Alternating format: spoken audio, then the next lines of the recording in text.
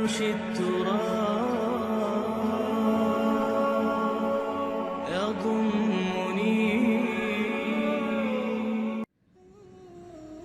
اس قال لقمان لابنہ وہو یعظہ یا بنی، اب بنیہ کو نوٹ کیجئے، اے میرے چھوٹے سے بچے، اس کا یہ مطلب نہیں ہے، یہ پیار سے ہے۔ والدین کے لیے بیٹے جوان ہو جائے تب بھی بچے ہی رہتے ہیں، وہ محبت ان سے اسی طرح کرتے ہیں جیسے چھوٹے بچوں سے کی جائے۔ تو یہ اس میں تصغیر ہے، یا بنی، اے میرے چھوٹے سے بچے، لا تشرک باللہ، اللہ کے ساتھ شرک مت کیجو، ان الشرک لظلم عظیم، شرک بہت بڑا ظلم ہے۔ اور ہم نے وصیت کی ہے انسان کو اس کے والدین کے بارے میں، یہ بھی فطرت انسانی میں ہے، والدین کا شکر ادا کرنا، والدین کے حقوق تسلیم کرنا، ماننا، ان کی خدمت کرنا۔ بچپن میں انہوں نے انگلی پکڑ کر تمہیں چلایا تھا، اب ہو سکتا ہے بوڑھے باپ کو انگلی پکڑ کر آپ کو چلانا پڑے، تو اس کو اپنی طرح منسوب کیا۔ کیوں؟ اگر حضرت لقمان کہتے تو اس میں ذرا جھجک والی بات تھی کہ اپنے حقوق اپنے بچے کو بتا رہے ہیں۔ اللہ نے مضمون کی تکمیل کے لیے وَوَصَّيْنَا الْإِنسَانَ بِوَالِدَيْهِ، اس سے پہلے سورہ عنکبوت میں آیا ہے وَوَصَّيْنَا الْإِنسَانَ بِوَالِدَيْهِ حُسْنًا، ہم نے انسان کو وصیت کی ہے والدین کے حق میں بھلائی کی، نیک سلوک کی۔ اچھا، والدین میں سے والدہ کا معاملہ والد کے مقابلے میں بہت بڑھ کر ہے۔ والد تو آپ کو معلوم ہے جو بھی ایک تعلق ہوا بیوی سے، اس کے بعد کا جو سارا معاملہ ہے وہ تو ماں کے پیٹ میں، ماں کا خون چوس کر وہ بچہ پل رہا ہے۔ حملتہ امہ وہنا علی وہن، اسے اٹھائے رکھا اس کی ماں نے کمزوری پر کمزوری جھیل کر، وفصالہ فی عامین، پھر 2 سال تک جوک کی طرح چمٹا رہا ہے اور اس کا دودھ پیتا رہا ہے، اس کی توانائی سک کرتا رہا۔ لہذا والدہ کا حق والد کے مقابلے میں ایک حدیث نبوی کی روح سے 3 گنا ہے۔ یہ بہت اہم نقطہ ہے۔ یہ ایک حدیث میں آتا ہے کہ ایک صحابی نے حضور سے پوچھا، حضور میرے حسن سلوک کا اولین مستحق کون ہے؟ فرمایا تیری ماں۔ کہا ان کے بعد؟ فرمایا تیری ماں۔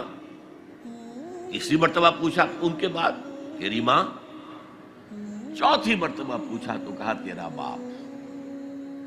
گویا کہ والدہ کا حق، اس کی خدمت، اس کے ساتھ نرمی، کہیں اس کے دل کو ٹھیس نہ پہنچا دینا، اس لیے کہ بڑا سخت قسم کا نفسیاتی معاملہ ہوتا ہے۔ آپ کو معلوم ہے جب بچے تھے ہم تو اپنے والدین کی محبت کا مرکز تھے، ان کی ساری محبت ہم پر مرکوز تھی، ہم بھی ان کی شفقت کو مانتے تھے، محبت کرتے تھے۔ ہماری شادی ہو گئی، اولاد ہو گئی تو ہمارا ایک نیا مرکز محبت وجود میں آ گیا، بیوی سے محبت ہے، اولاد سے محبت ہے۔ اب بوڑھے والدین کے اندر پیاس پیدا ہوئی محبت کی۔ یہی ہمارے ہاں ساس بہو کا جھگڑا جو ہے اس کی اصل بنیاد نفسیاتی یہ ہے کہ ان کے دلوں میں پیاس ہوتی ہے۔ اب اگر ان کی دلجوئی کی جائے، ان کو وقت دیا جائے، ان کے پاس بیٹھا جائے، ان کی باتیں سنی جائیں، تب تو ان کو کچھ نہ کچھ جو ہے تسکین ہوتی ہے، ورنہ ایک بڑا احساس محرومی شدید پیدا ہو جاتا ہے والدین کے اندر۔ یہی وجہ ہے کہ صرف 2 چیزیں ہیں جن کا محض دیکھنا تعظیم اور محبت کے ساتھ موجب ثواب ہے، عبادت ہے۔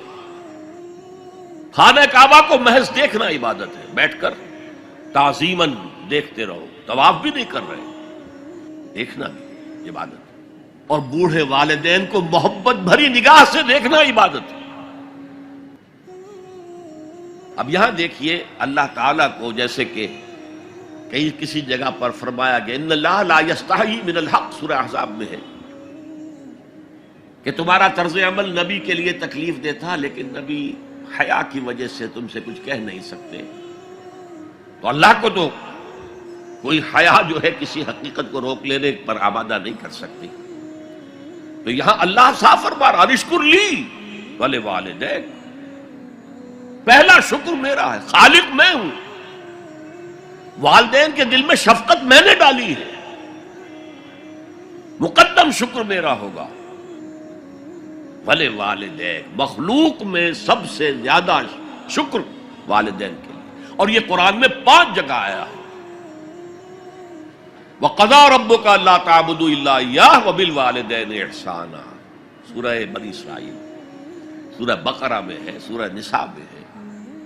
أَنِ اشْكُرْ لِي وَلِوَالِدَيْكَ إِلَيَّ الْمَصِيرُ، لوٹنا تو میری طرف ہے، میں حساب لے لوں گا کہ تم نے میرا بھی شکر ادا کیا تھا یا نہیں، اور اپنے والدین کا بھی شکر ادا کیا تھا یا نہیں۔